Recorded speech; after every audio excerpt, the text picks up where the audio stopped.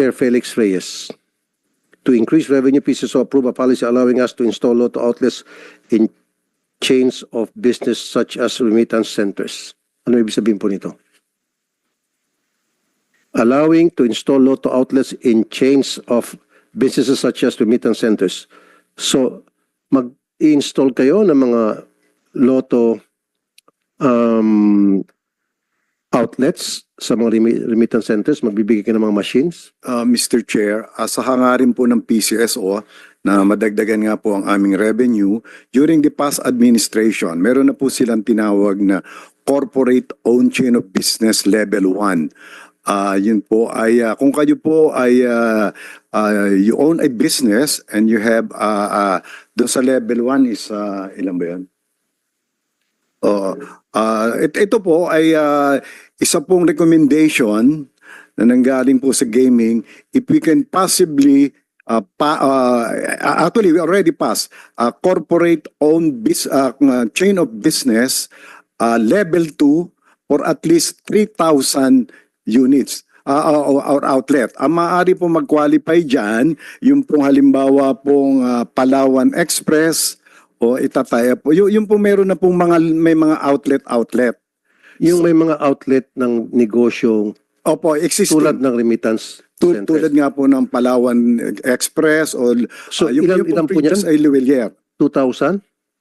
3,000? Yung pong doon sa COCB level 2 is minimum of 3,000. Sapagkat amin pong iniisip, kung meron nung karagdagan 3,000 outlet na magbebenta ng aming produkto, well, surely that will increase our revenue. Okay. Yun nga po, sir, Chairman. Ang gusto ko, bigyan ng priority yung mga nawalan. Di ba, nung last hearing na ikwento nila sa amin, wala pa ata kayo dito noon, na kamaramihan sa kanila, mga senior citizen, mga OFW nakapag-ipon, mga senior citizen, yung kanilang lifetime savings, in-invest sa Lotto outlet, and then, nawalan sila dahil kinansila yung kanilang operations ng PCSO. Yun ang bigyan natin priority. Huwag yung mga remittance center. Ang yayaman niya, mga Palawan, Luwelier. Bakit yun? Hindi unahin sila. Totoo po yan na naging, yan po ay isa sa amin po naging discussion. Pero siyempre po, ang PCSO ay amin din pong tinutupad yung, yung business, yung judgment. Sapagkat, Ano ang business judgment po, sir? Sapagkat pag nagtayo po ng outlet, yun daw pong terminal na gagamitin, that will cost 450,000 pesos. And you need to wait for at least 18 months. Ito pong sa COCB na amin nung tinatawag, wala hong expense on our part. They will use their gadget at their own expense, including their betting platform end-to-end po. So yun ho ang nag-udyok ho sa amin. No additional cost on the part of the government. There will be at least 3,000 outlets who will be selling our product, and surely that will increase our revenue. I understand po, sir. I understand. I know where you're coming from. Okay? But this is where I'm coming from. Bago kayo mag-isip ng mga new projects such as opening more outlets to generate revenues for the PCSO, pag-isip muna kayo ng paraan kung paano natin maibalik sila sa operations. Dahil matagal na sila nag-aantay, kawawa po sila. Nagugutom po yung pamilya nila. Senior citizens sila na yung lifetime savings nila ibinuhos dyan. Mga OFWs nagpapawi sa ibang bansa na tinatawag natin mga buhay na bayani, makabagong bayani. Pagdating dito, nag-invest sila sa PCSO para sa Lotto outlet and then tinanggal sa kanila yon. Yun po munang isipin natin kung paano natin sila maibalik. Patuloy naman po ang aming kagustuhan na talagang mabalik yun. Kaya lang ho, Kasi sir, let me finish po, Chairman. Kasi, Chairman, masakit sa kalooban nila. If I were in their shoe or if you were in their shoe, hindi ba sasama ang loob mo? Na teka muna, left and right ang bukas ng mga bagong proyekto para magkaroon ng mga bagong outlet, kung sino-sino, kung saan-saang lugar. Tapos kami napapabayaan na. Sasama ang loob mo, di ba, sir? Totoo po yan. Kaya nga lang po, ang nagiging problema nga ho, ay matagal pong orderin ho, yun yung terminal na ibibigay namin sa kanila. Kaya ho, for the meantime... Akala ko ba sabi October this year? Yun ang pinamis nung last hearing Sinabi, October. Eh, ano na ngayon? Mr. Chair, may be Mag-October. allowed to Yes, sir. respond to the initial question. You are Mr. Arnel Casas, Yes, sir. Assistant General Manager, Gaming Product and Marketing Sector, PCSO. Go ahead po, sir. Yes, sir. Sa question niyo po na unahin yung mga lotto agents, ito po ang sagot ng PCSO, Mr. Chair. Para po, kasi last hearing, merong around 2,000 lotto agents na gusto magkaroon ng lotto outlets. I understand it's less than 1,000 now. And ito po ang sagot ng PCSO. Kasama po sila dito, Mr. Chair. Kasama. Yes, sir. Kung kasama sila, bakit po hindi sila mga naimpormahan? Huwag ko kayo matakot, Ma'am Evelyn. Go ahead, sabihin niyo po. Anyway, I'll provide you security. Makauwi ko kayo ng mahinahon, ng matiwasay ngayong araw na ito. OSA will provide you security and then we will coordinate with the PNP na para mabigyan ka ng protection. Go ahead po, ma'am. Thank you po. Sir Arnel, kasi what's this? Yung 2,000 lotto outlet po na yon na supposedly, di ba, dapat na may aayusin po na ano na parang, pero hindi na raw yata pwede gamitin yung legacy machine, yung mga lumang machine natin ng paggagamit sa kanila. So we were hoping kasi po na akala ko magpo-purchase na po talaga ang PCSO ng mga bagong machine para po sa kanila. Kasi yun po ang inaasahan ng mga taga-Vismin po sa kayong mga ibang nasarado. So I mean from that time po na we had our last hearing po, if nag-order po kayo, di ba hindi naman po kayo ang bibili nun, kundi po yung provider po. Hindi ho yata talaga ano na, sorry po pero with due respect, pero hindi ko po alam kung nagkaroon din po ba ng pagkakataon na talaga pong nag-order kayo ng machine para dito sa nawalan ng mga machine. Please answer, Mr. Casas. Mr. Chair, in response to that, we tried to do a reorder po. Ang sinasabi nga po ni Judge kanina, ni aming chair, it's 450,000 per machine and it will take around 18 months bago dumating dito. Masyado matagal. So, ang management po ay nag-isip kung paraan kung paano po mapapabilis na magkaroon ng mga machine. And ito po nga po yung level 2 corporate owned chain business na mabilis po ang deployment ng mga machine for so long na meron kayong area, hindi na po ninyo kailangang mag-put up ng lotto outlet, you have existing business, pwede na rin po. Iyon po ang tinitingnan. Kaya po yung sinasabi mo, bumabalik naman tayo sa mga Palawan, Luwilier. Ang sa akin po, dito at parang silang plaka na tayo rito at since since the previous hearings, yung mga nawalan po ng outlet, yung napasara, sana mag-isip po kayo ng paraan kung paano sila maibalik. Yun sana, bago kayo mag-isip ng kung ano ng klaseng mga projects to generate additional revenue for the PCSO, sila munang isipin nyo. Kawawa sila, sir eh. Awang-awa ko sa kanila.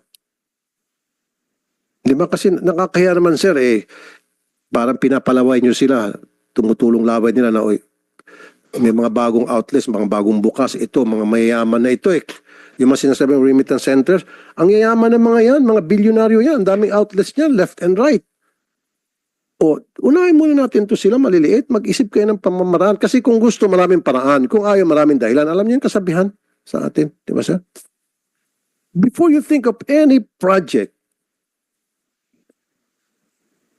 which pertains to putting up more lotto outlets, please, sir, think of them. Mr. Chair. Yes, sir. Tila po yata mahirap na kung ang bibilhin yung the same machine. Akin pong, I will discuss it with the board because there is this proponent na parang it's a fixed POS na which is more cheaper at saka mabiliso. Siguro ho, if it is possible, pwede naman ho namin siguro yun ang ipagamit doon sa 2,000 na yun, na instead na iintay ho natin bilhin yung machine na baka nga hindi na available, and because of this modern technology, if we can replace it with this nakakita na rin ho ako at pinaresenta ho sa amin. I think I will discuss it with the board. Ito ang ating ipagamit sa kanila para muling mabuksan yung kanilang mga Lotto outlet at tuloy ulit ang kanilang mga negosyo. May gusto ko sabihin si Mr. Joseph Kadsawan. And you're from saan po? Okay na. From Okay, sige, mamaya ka na pala. Ikaw yung sa 14%. yes, Your Honor. Okay, sige, tapusin mo natin to si Ma'am Evelyn. Ma'am Evelyn? Mr. Chair, I would like also to let the PCSO department heads, the chairman and the AGM and both AGM Arnel and AGM Pachag. Actually, the Vismin group po, the Lotto agents, have been asking me to help them to file a case against PCSO kasi po yung ginawa pong pag-terminate sa kanila talagang grabe po talaga yon ginawa sa kanila.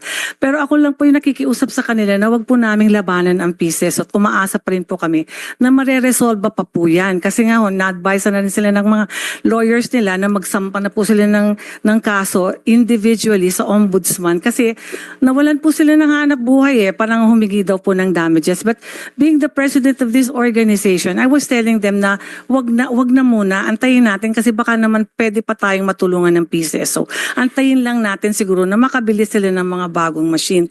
And they're saying po na bakit po nadja-jack up yung mga nung time ng email iloto pa po, nadja-jack up yung mga jackpot ng ganung kataas. Bakit hindi po tulungan itong mga lotto agents na ito?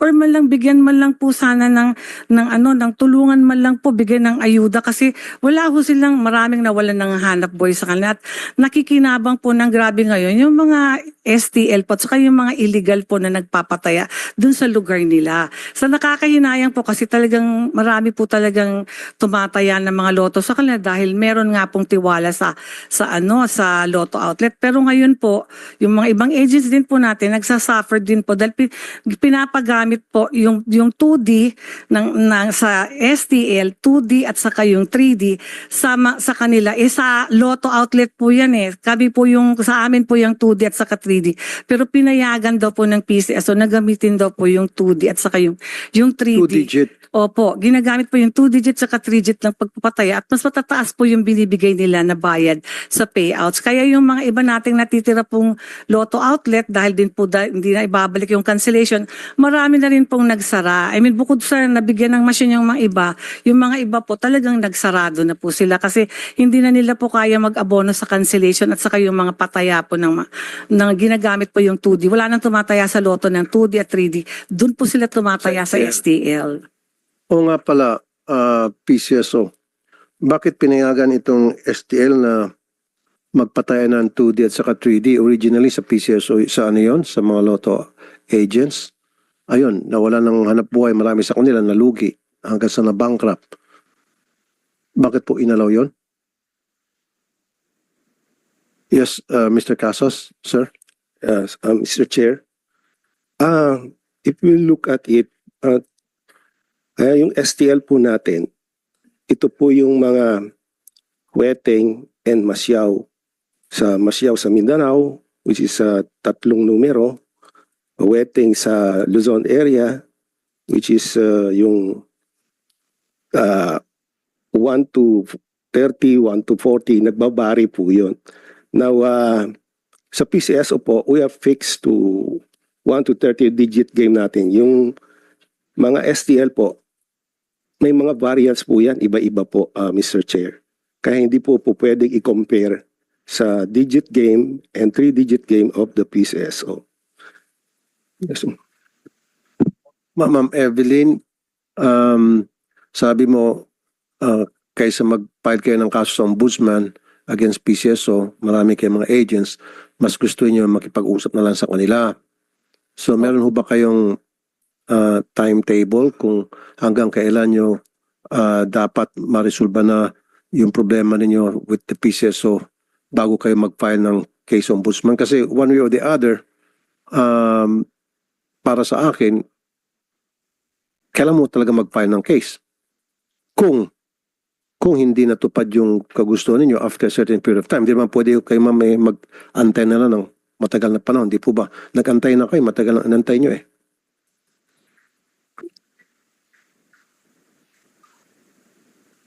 These people have been waiting, 24/7 po yung cellphone ko. They've been calling me and they're asking me kung ano na po nangyari, kung meron pong update na magkakaroon pa po ba sila ng machine. Because yung branch managers nila po are saying na wala nga daw hong machine. Tapos malalaman nila na yung mga iba na bigyan. Parang parang yung mga bago pa lang application na bigyan. Pero yung mga dati na po, hindi po talaga sila nabigyan ng machine. Yung mga bagong application po ng mga lotto agents, nabigyan sila. Okay, ano yung mga machines na binigay po sa mga bagong lotto agents? Same machine po. Same? Same machine po ng yung PLS, yung pinalitan po ng Legacy. Yun pa rin po. Kasi, Yun yung mga nabigyan. opo, may nabigyan po. Okay. So, Sir, Mr. Casas or Attorney Pachag, meron palang mga nabigyan na ng machines, mga bagong lotto agents. Ba't di na binigay yun sa mga luma? Sa mga dati na Yes, Mr. Chair. I think doon po sa sa 6,697, majority of them are mga dati pong agents. Alala po akong exact figures, Mr. Chair. dapat hindi po majority, dapat lahat sila. Dapat yun muna inuna, each and every one of them. Hanggang sa nabigyan ng lahat yung napasara, then pwede na kayo mamigay ng mga machines sa mga bagong agents. Yun po yung ibig namin sabihin dito. Di ba? Meron daw nabigyan, Ma'am Evelyn? Opo, yung mga pong bagong application daw po. Hindi, sa inyo, sa mga luma, may nabigyan? Wala po. Ni isa? Wala po. Mga hanggang ngayon po, nag-a-appeal. Sabi ko nga, sumulat sila O, kay... teka muna, Attorney kay- Pachag, you're under kay oath. Attorney Pachag. Sabi mo, may nabigyan, majority of them doon sa, ilan yun? Ilang machines? Dito po sa 6,097, Mr. Chair. Ito po ang alam kong available na information. Then give me a list of those names. Ibabangga ngayon ni Ma'am Evelyn sa listahan ng mga membro niya at kapag lumitaw na hindi, ipapakontem kita. Yes, Mr. Chair. You're lying. Sasabit pa. Okay? Kasi sabi mo, ma'am, wala ni isa sa inyo, ano? Walang nabigyan. Ang Meron- sabi niya, majority daw nung 6,000. Yung mga iba po sa Luzon yata nabigyan po nila. Pero sa Mindanao, sabi po nila wala pa daw po. Yung mga bagong mga agents lang po na nag-apply. Hindi po yung mga dating agents na nabigyan po sila ng machine. Ma'am, ganito. Pwede ho ba, Attorney Pachag, next week, magbigay na kayo sa amin ng report, final report tungkol doon sa inyo pong plano na para mapagbigyan itong mga napasara ninyo mga lotto outlets before. Ano po yung plano ninyo? At siyempre yung plano na yung gusto ko po ay positive na sila ay makabubukas muli. Yes, Mr. Chair. We will coordinate with the gaping sector in charge of the terminals, Mr. Chair, and the management. Okay. Another topic that we have to discuss also is 14% commission to Pacific Online based on the daily sales paid on a weekly basis. Kaya nandito yung FPJPN. Mr. Joseph Kadsawan. Good afternoon, Mr. Chair, Senator Tulfo. Sige po, go ahead po. Mr. Kadsawan. Noong June 10 po is nag-file kami ng complaint sa Ombudsman against the PCSO directors and Okay. GM. Sir, I would like to acknowledge the presence of our chairman, Senator Mark Villar. Siya po ang chairman ng Games and Amusement. Good afternoon, Senator Villar. Chairman. Go ahead po, Sir Joseph. So yun, apan nakinig kami sa mga previous hearing nyo dito sa Senate and most of my members are talaga tumataya sa loto. So nung napanood namin ng mga inquiries dito regarding sa PCSO, lalo na sa pagpasok ng Memorandum of Agreement ng POSC and with the PCSO, marami kami nakita na discrepancies, butas. At ano po yung mga butas na yun, sir? The 14% commission. Malaki. Pati yung mga requirements from the OGCC, lalo na po yung approval of from the Office of the President. Okay. At na-file nyo na po yung kaso sa ombudsman. Noong June 10 po, June 10, this year. this year. Okay, andito si Asriman Rafanan, Assistant Ombudsman. Magandang hapon po sa inyo, Sir Rafanan. Natanggap niyo na po yung case na ipinail nila? Yeah, I think was this the case filed against PCSO officer Melquiades Robles? Was that the one? Yes, sir. It's under fact-finding investigation, Mr. Chair. So the field investigator would be coordinating with the witnesses of the complainants in order to strengthen and gather the evidence, Mr. Chair. So ngayon, nagagather kayo ng mga pieces of evidence para matingnan kung yung kaso ba ay may merit o wala. And then how long would it take until such time na kayo po makapaglabas ng inyo pong resolution, sir? The belongs to the different department, Mr. Chair, the fact field investigation office. So it would take around. It depends upon the nature of the case and the extent of the fact finding leads that were provided in the complaint. If it would take a few months or A few months. or more than that, Mr. Chair. But no more than a year, sir. If it's not that complex matter, Mr. Chair. Okay. Andito ba yung Office of the Government Corporate Counsel? Good afternoon, Mr. Chairman. Pwede pa basahin niyo po yung kontrata between Pacific Online and PCSO? Kasi di ba trabaho niyo yun, nasa ano yun, that's part of your mandate, na reviewin yung mga kontrata ng mga gobyerno. Yes, Mr. Chairman. So na-review na ho ba? Nakita niyo na po yung contract? Yes, Mr. Chairman. There was an OGCC contract review as early as January and another one in May 2000. So ano sa tingin niyo kung nabasa niyo na po ang contract? Kasi sabi ni Mr. Kansawan, tad-tad ng butas yung kontrata. So kayo po, na-review na ho ba? Ano pong opinion ninyo bilang taga-OGCC? Yes, Mr. Chairman. In the January 31, 2024, there was an opinion issued by then Government Corporate Counsel Quevedo, which basically said that the contract had some infirmities that needed to be. Infirmities. Yes, sir. So ibig sabihin may problema. Yes, sir. Infirmed yung Yes, sir. contract. But in May 2024, there was another opinion issued by the new Government Corporate Counsel, Solomon Hermosura, which states essentially that MOA is tenable, appears to be tenable. Oh, biglang nag-flip. Ba't ganon? Usually, it happens, Mr. Chairman, if there are new information given to the office or there are other circumstances previously not relayed to the office. So it can happen. Si Commissioner Quevedo, ito yung nag-issue na infirmed yung contract. Diba? Yes, Mr. Chairman. That After na ginawa niya yun, sinibak siya. January 31, 2024, sinibak siya. Yes, Mr. Chairman, it appears that way. It appears that. Well, then dapat ituloy, Mr. Kansawan, tututukan natin yung kaso niya sa ombudsman. Thank you, Mr. Chair. And same thing, yung I have nothing against you, Mr. Felix Reyes, and I don't know you. It's very unfortunate na yung chairman na pinalitan mo para sa akin, gumagawa ng tamang trabaho yun, pero sinibak din. At ipinalit ikaw. Nalulungkot ako dahil siya yung napalitan. Actually, talagang sinibak siya. Talagang mukhang may nangyaring kalokohan sa PCSO. After na ilang hearing, and he always attend. Hindi nag-absent yun. And I know that former chairman, napakatinong tao yun. Kung sino pa yung matino, yun ang nasisibak. Yung mga loko-loko, kapit sa pwesto.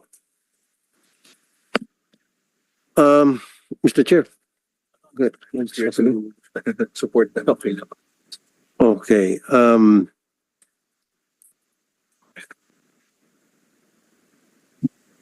PCSO planning to introduce Lotto Bilyonaryo. Pinakamaliit na mapapanalunan ay 1 billion Wow. Loto bilyonaryo, pinakamaliit na mapalanunan, 1 billion. Aba, maraming yayaman, maraming maging bilyonaryo dito, hindi sa Mananaya, kundi sa mga tumatawa si Ma'am Evelyn, tumatawa. Ako po, kinakabahan ako rito. Loto bilyonaryo, maraming maging bilyonaryo mga taga-gobyerno rito. Hindi yung mga mahihirap na kababayan natin na Mananaya. What is this Loto bilyonaryo, sir? Mr. Chair, I will answer for that. Yes, sir. Yan po ay amin pong karagdagang variant sa ating pong existing loto. Ito naman po ay ginagawa rin po sa other jurisdictions. Sa Amerika po, meron po silang Powerball, meron po silang Mega Million. Sa amin pong hangarin, lumaki pa nga po ang benta at madagdagan ang revenue at pati nga rin po ang ating charity work, ay di amin pong sinubuk at amin hong pilit susubukan kung yun hong ginagawa ho sa ibang bansa ay pwede na rin hong gawin dito. Kasi it is also very unfortunate na yun hong Mega Millions sa Amerika, pwede na rin hong i-market dito. Makakataya na ho kayo dito ng loto ho sa Amerika na online. Oho, kaya amin hong minarapat na ba't hindi tayo mag-introduce ng almost similar variant na at tinawag nga ho naming Loto Bilyonaryo. Okay. Bago kayo mag-open itong Loto bilyonaryo, kailangan PCSO should come out clean. And it should be clear to everybody na hindi pa rin nakokompromise ang integrity ng PCS o Lotto. Because that's the reason why we're having this hearing. Kaya nga galit ako dahil sa DICT. Nasaan yung alipores mo sa DICT, Mr. Garcia? Sir? Nasaan na? Your Honor, I'm still coordinating po with the office. But Your Honor, upon checking po, we've already sent a copy of the vulnerability assessment reports to your office po. Pero ang kailangan, sir, magpaliwanag kayo. Ipaliwanag nyo in layman's term kung ano yung report na yun. Maging kami, hindi man namin masyadong maintindihan. Kaya himay-himayin nyo yung report na yun at ipaliwanag nyo sa taong bayan. Hindi yung kami magpapaliwanag sa taong bayan. Kayo magpapaliwanag. Kasi kayong gumawa ng assessment. Yung madaling maintindihan. Now, eto, Loto bilyonaryo,